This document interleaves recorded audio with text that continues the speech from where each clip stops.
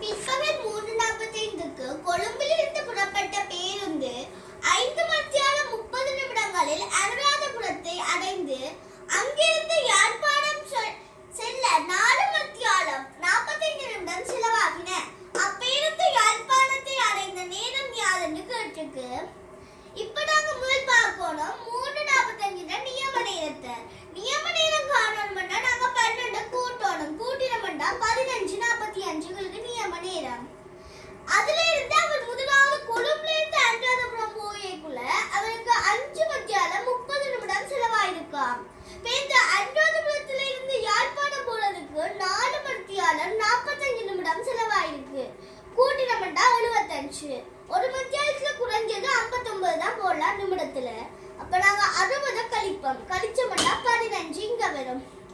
60 நிமிடம் ஒரு மணித்தியாலம். ஒன்றை இங்க கூட்டினோம்னா 5 4 9 மட்டும் 10 மணித்தியாலம் 15 நிமிடம் செலவாயிருக்கு எங்களுக்கு யாழ்ப்பாணத்துக்கு அடைய. இப்ப நாங்க 15:45 10:15 கூட்டுவோம். கூட்டினோம்னா 60 போட இயலாது. 60ல இருந்து 60 கழிச்சா செய்வர். நாங்க கொண்டு போடுவோம். 25 15 10 25 25 மட்டும் 26 மணி எங்களுக்கு வரும்.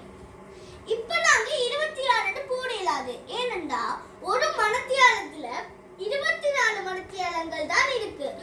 ஆனா இங்க 26 மணித்தியாலங்கள் வந்திருக்கு. அப்ப நாங்க 26ல இருந்து 24 கழிப்போம். கழிச்சோம்னா 2. அப்ப இது அடுத்த நாள் காலம்ப 2 மணி. அப்ப இதுக்கான விட முற்பகல் 2 மணி.